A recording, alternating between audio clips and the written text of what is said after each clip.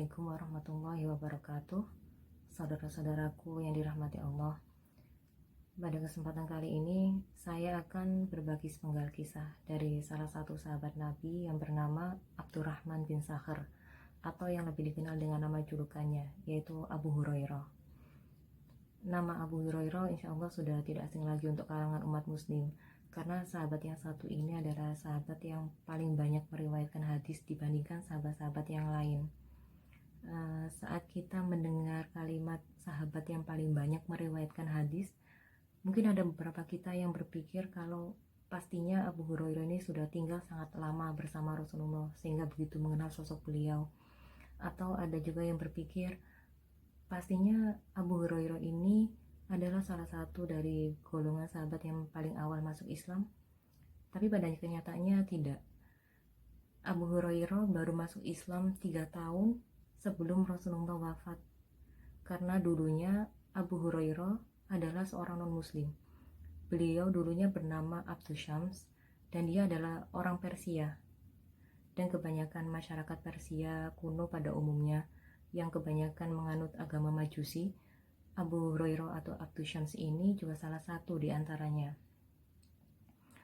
Namun karena merasa tidak puas dengan agama yang dianutnya, Abdu Syams ini sempat berpindah agama menjadi seorang Nasrani. Namun setelah berpindah agama menjadi seorang Nasrani, Abdu Syams ini tetap merasa tidak puas. Beliau galau dan selalu muncul banyak pertanyaan besar dalam pikirannya dan terus-menerus mencari jawabannya.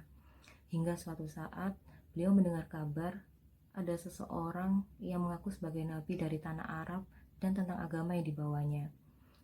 Karena merasa penasaran dan ingin tahu tentang sosok tersebut, akhirnya Abu Hurairah memutuskan untuk pergi ke kota Nabi, yaitu Madinah.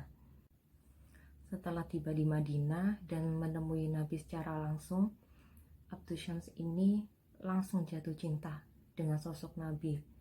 Beliau jatuh cinta dengan pribadi Nabi, dengan akhlaknya, dengan lisannya, dengan aura kebaikannya, dengan segala kemuliaan yang ada di dalam diri Rasulullah. Sehingga saat itu tanpa keraguan sedikit pun, Abdu Syams memutuskan untuk masuk Islam dan mengganti namanya menjadi Abdurrahman bin Sakhr. Setelah masuk Islam, Abdurrahman merasa dirinya tertinggal jauh dibandingkan sahabat-sahabat lain yang sudah lebih dulu masuk Islam. Beliau merasa menyesal kenapa baru masuk Islam saat dimana Rasulullah sudah berada di usia senjanya, sudah sangat sepuh. Namun karena menyadari kekurangannya itu, Abdurrahman ini bertekad untuk mengejar amalan-amalan yang sudah dilakukan sahabat-sahabat lainnya yang lebih dulu masuk Islam. Salah satu yang dilakukannya adalah dengan rutin mengikuti majelis taklim yang diadakan Rasulullah dan hampir tidak pernah absen untuk mengikutinya.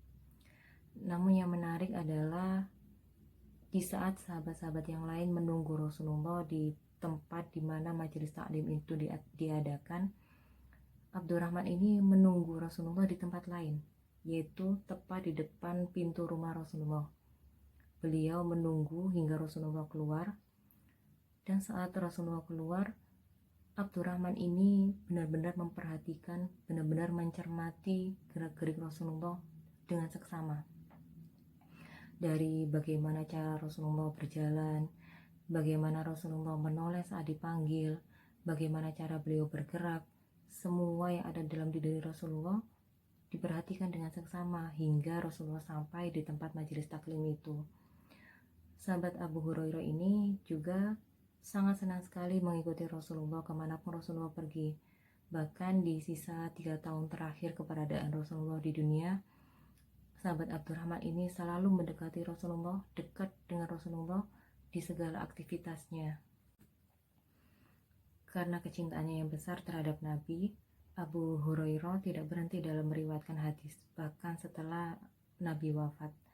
Bahkan dalam suatu riwayat, Abu Hurairah pernah berkata, "Aku membagi malamku menjadi 3 bagian. Yang pertama adalah untuk membaca Al-Quran, sebagian yang lain adalah untuk tidur, dan sebagian yang lain untuk mengulang hafalan hadisku." Jika melihat semua itu, tidaklah mengherankan dalam kurun waktu 3 tahun Abu Hurairah mampu meriwayatkan hadis paling banyak di antara sahabat-sahabat yang lain. Bahkan tercatat mungkin sekitar 5.000 lebih hadis yang telah diriwayatkan dari beliau. Dari kisah Abu Hurairah kita bisa mengambil banyak hal untuk diteladani, seperti bagaimana semangat beliau dalam mengejar ketertinggalannya dalam hal ibadah, semangat beliau dalam menuntut ilmu, kegigihan beliau dalam meriwayatkan hadis, dan bagaimana semangat beliau untuk terus memperbaiki dirinya. Demikian adalah sekelumit kisah dari sahabat Abu Hurairah, dan semoga bisa memberikan manfaat untuk kita dan menjadikan kita pribadi yang lebih baik. Terima kasih untuk perhatiannya, dan mohon maaf apabila ada salah kata. Wassalamualaikum warahmatullahi wabarakatuh.